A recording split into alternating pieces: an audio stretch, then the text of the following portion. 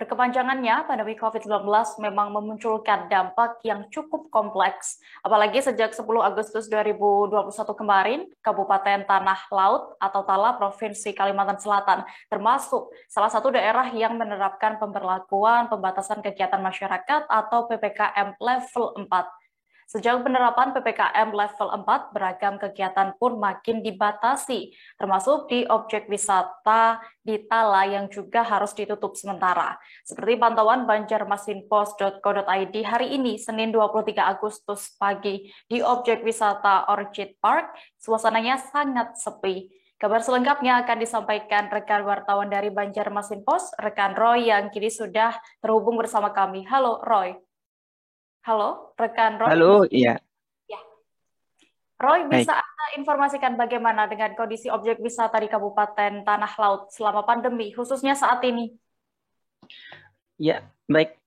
Saya informasikan objek wisata di Kabupaten Tanah Laut Hmm. sejak diberlakukannya PPKM level 4, seluruhnya ditutup sementara selama penerapan PPKM level 4 tersebut. Dan tentunya tidak ada aktivitas sama sekali, termasuk objek-objek wisata yang ada di tengah kota Pelihari, di antaranya seperti Taman Anggrek atau Orchid Park. Ya, memang semuanya sepi begitu, Mbak. Ya. Ya, Roy, lalu hingga kapan sebenarnya penutupan wisata di Tala ini jika kasus COVID masih tinggi dan jika ditutup ini bagaimana dengan perawatan dan lain-lainnya?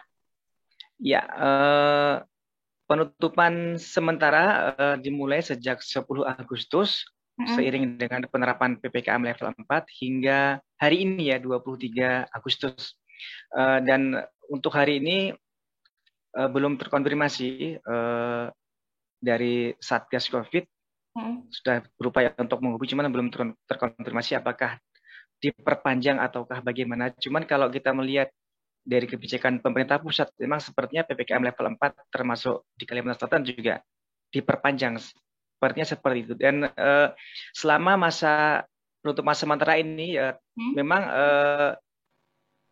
perawatan menjadi tidak maksimal seperti yang terpantau pagi tadi ketika saya mencoba melihat kondisi Orchid Park yang berada di persis di tengah kota itu juga banyak seperti daun-daun berserakan di halaman begitu. Kemudian beberapa selasar untuk tempat bersantai juga tampak kusam begitu ya. Gitu. Walaupun memang ada pembenahan beberapa tempat seperti pengecatan begitu. Cuman secara umum memang tampak bahwa selama musim pandemi Hmm. yang dibarengi dengan PPKM level 4 ini memang berimbas terhadap sunyinya. Memang penutupan sementara itu kemudian juga berdampak ke kondisi objek wisata yang memang menjadi kurang terawat seperti dalam kondisi normal begitu.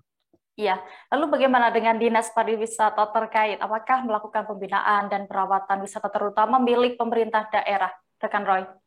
Ya, untuk di Kabupaten Tanah Laut ada 4 objek wisata yang dikelola oleh pemerintah daerah dalam ini melalui Dinas Pariwisata. Untuk yang di luar kota itu ada 4 ya, kalau di dalam kota juga ada beberapa. Yang milik Pemkab melalui Dinas Pariwisata pengelolaannya memang upaya itu selalu ada, tapi memang selama pandemi ini anggaran cukup terpangkas signifikan sehingga anggaran terbatas, kemudian otomatis juga pemeliharaan di objek-objek wisata punya daerah juga menjadi berkurang. Eh, tapi memang selalu masih ada beberapa item yang dilaksanakan, Hmm? walaupun masih bersifat spot-spot, masih artinya kecil-kecil, seperti ketika Selasar yang saya pantau tadi, hampir semuanya itu mulai lapuk, tetapi yang dapat dibenahi pada saat ini baru sekitar paling 10 meter ya dari sekian sekian panjang Selasar itu begitu, karena memang keterbatasan anggaran. Jadi Oke. pembenahan yang dilakukan baru sebatas spot-spot terpencar-pencar gitu, kecil-kecil begitu. Iya, baik. Tribuners, tadi rekan Roy berhasil mendapatkan keterangan dari Kepala Dinas Pariwisata Tanah Laut, Ismail Fahmi. Berikut liputan lengkapnya untuk Anda. Orchid Park ini kan kita baru tahun ini menerimanya, mungkin prosesnya ya tahun kemarin lah di akhir tahun. tahun 2020 kita diserahkan dari DPR KPLH. Nah, kemudian kita mencoba masukkan anggaran. Nah, di awalnya memang kondisinya sudah ada yang rusak dan sebagainya. Nah, setelah kita terima, kemudian kita coba anggarkan untuk perbaikan di tahun 2021. Nah, kondisinya memang masih belum optimal untuk perbaikannya.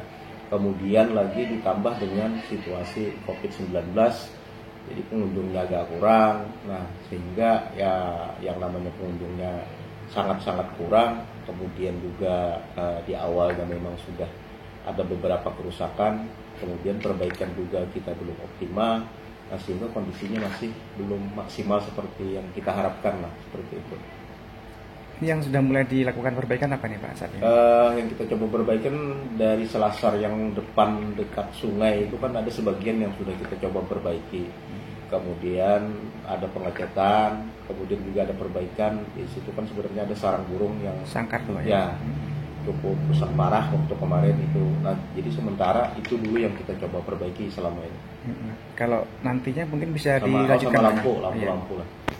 Berarti mungkin masih ada kemungkinan ya Insya Allah lagi kita coba lagi usulkan di perubahan tahun ini, mudah-mudahan itu bisa menjadi lebih baik lagi.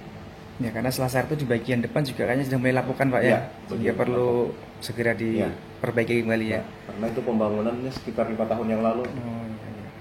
Dan ini memang kondisinya masih ditutup juga Pak ya? Kondisinya kan masih ditutup, sekarang diperpanjang lagi. Jadi memang ya yang namanya tidak ada pengunjung, kesannya agak sedikit kurang terawat lah.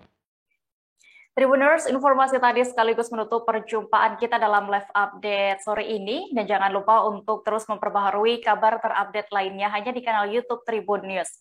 Dan lantaran masih di tengah pandemi, kami kembali mengingatkan kepada Anda untuk terus menerapkan protokol kesehatan dimanapun berada. Dan mewakili kru yang bertugas, saya Dea Mita pamit. Terima kasih dan sampai jumpa. Jangan lupa like, subscribe, dan share ya!